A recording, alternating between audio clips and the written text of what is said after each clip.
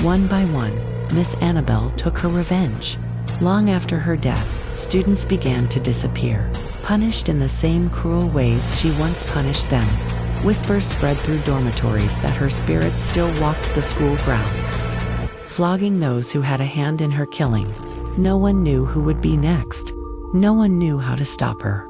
This story took place in Sen's boarding school, an old secondary school tucked between red earth roads and tall palm trees. The school was known for discipline, prayer, and silence after sunset.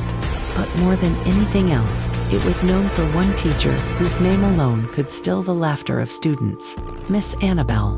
Miss Annabelle was feared. She was tall, sharp-voiced, and walked with a long cane that never left her hand.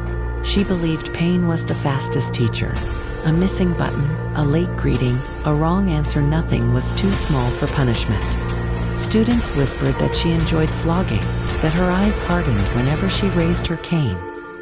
Other teachers avoided correcting her. Parents had complained before, but Miss Annabelle always had reasons prepared, spoken calmly and confidently. And the school believed her.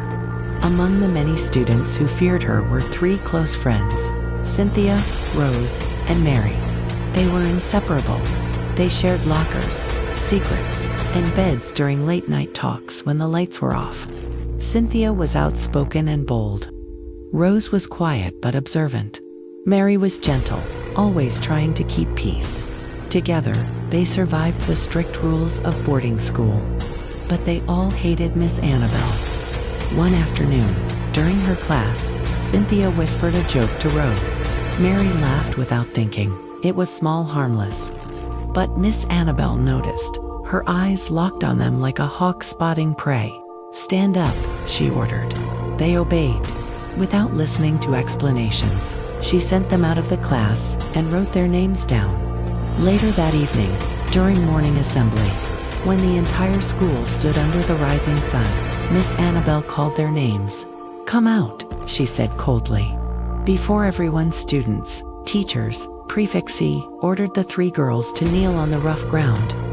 Dust clung to their uniforms. The sun burned their skin. Then the flogging began. 1 lash, 2, 3. Cynthia bit her lip. Rose cried openly. Mary shook as tears streamed down her face. The cane cut through the air again and again. Students watched in silence. No one dared to speak. When it was over, Miss Annabelle explained calmly to the assembly that the girls were disruptive and disrespectful. The reason sounded reasonable. The proprietor nodded. Nothing was done. That night, back in the dormitory, the three girls lay awake, their backs burning. "I hate her," Cynthia whispered. "She's wicked," Rose said softly. Mary said nothing, but her eyes stared into the darkness. Mary said nothing, but her eyes remained fixed on the dark wooden ceiling above her bunk. In the dormitory of Sen's boarding school, West African, the night carried whispers, fear, and the distant sound of insects singing outside. While Cynthia and Rose murmured their anger under their breath, Mary stayed silent, her thoughts deep and heavy, like a pot left too long on fire. Long after the lanterns were put out and the other girls slept, Mary finally spoke. Her voice was calm, but it carried weight. "She will never stop," she said. "If we leave her like this, she will finish us one by one." Cynthia turned sharply on her mat. "What are you saying, Mary?" Mary sat upright, her wrapper pulled tightly around her shoulders. "I am saying we must end it. Tonight or another night, but it must end." The words settled between them like a curse spoken aloud. Rose trembled, clutching her blanket. Cynthia's heart beat hard in her chest. Fear lived in them, but beneath it burned something strong, years of pain, shame, and silent tears shed under the cane.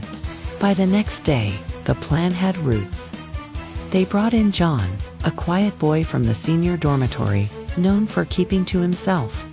Once, Miss Annabelle had flogged him until he collapsed simply because he did not greet her loudly enough. When Mary spoke to him behind the classrooms, he did not ask questions. "She deserves it," John said, his face hard. "God will understand." They waited for the right moment. It came sooner than they expected. That evening, Miss Annabelle remained behind, marking exercise books as the sun dipped low and the compound emptied. One by one, teachers left. Silence wrapped the school. The 4 students moved like shadows, slipping through an old opening near the kitchen fence, hiding among the bushes outside the school walls. They waited, hearts pounding.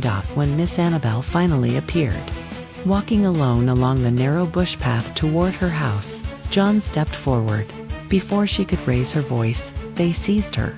Cynthia covered her mouth. Rose and Mary dragged her down. She struggled, but fear robbed her of strength. They tied her hands. "You enjoy flogging children," Cynthia cried, tears streaking her face. "Now kneel and feel it." Sticks fell. The cane rose and fell again just as she had done to them. They mocked her words, forced her to kneel on the earth, made her taste the cruelty she fed others. She begged, she wept. But the night swallowed her cries. Anger ruled their hands. When they finally stopped, her body lay still. Silence came, then fear. With trembling hands, they dug into the soft earth and buried her beneath leaves and soil. Before dawn, they returned to school, washed their uniforms, and sealed their mouths. Miss Annabelle never returned. Teachers whispered. The proprietor said she traveled suddenly. Days passed, weeks followed. The nights that followed did not remain silent. The first was Cynthia. She was brushing her uniform in the dormitory when the lights flickered. The air grew cold, carrying the sharp smell of dust and old cane. She laughed nervously until she heard the sound, whop. The same sound that once tore her skin in the assembly ground. Cynthia turned, and there she stood, Miss Annabelle, no longer flesh, but shadow and rage. Before Cynthia could scream, the cane rose and fell. By morning, Cynthia was found lifeless, her back marked as if flogged by unseen hands. The school whispered. Fear entered every bed. Then came Rose. She tried to pray that night, clutching her rosary under her pillow. But prayers spoken too late do not always rise. The window creaked open on its own. A cold presence sat beside her. Rose's breath failed her. In the morning, she was found stiff, her eyes wide open, frozen in terror. John was next. He tried to run. He tried to leave the compound. But spirits do not need gates. They met him near the old mango tree. Students heard his cry echo once before. Silence swallowed it. His body was found twisted, his mouth open as if begging for mercy. Now, only Mary remained. By then, she understood. She collapsed before the school officials, shaking, confessing everything, how they planned it, how they killed Miss Annabelle, how they buried her. The truth poured out like blood from a wound. The officials panicked. They sent for help beyond the school walls. That evening, a pastor exorcist, accompanied by a nun, arrived. They prayed, they fasted. They hid inside the chapel, waiting. At midnight, the wind rose. Miss Annabelle appeared no longer human, no longer teacher, but asphalt, a hardened spirit of punishment and vengeance. Her cane dragged across the ground, sparks flashing where it touched. Before she could reach Mary, the pastor stepped forward, Bible raised. "In the name of the living God," he shouted, scripture pouring like fire. The nun rang her bell. The ground trembled. Asphalt screamed not in pain, but in rage. Light clashed with darkness. Slowly, unwillingly, the spirit was forced backward, dragged away by words older than fear itself. Silence returned. Mary collapsed. She lived because she spoke. The others died because they kept silent. And, till today, in West African boarding schools, elders still warn. Do not bury evil, and think it will sleep.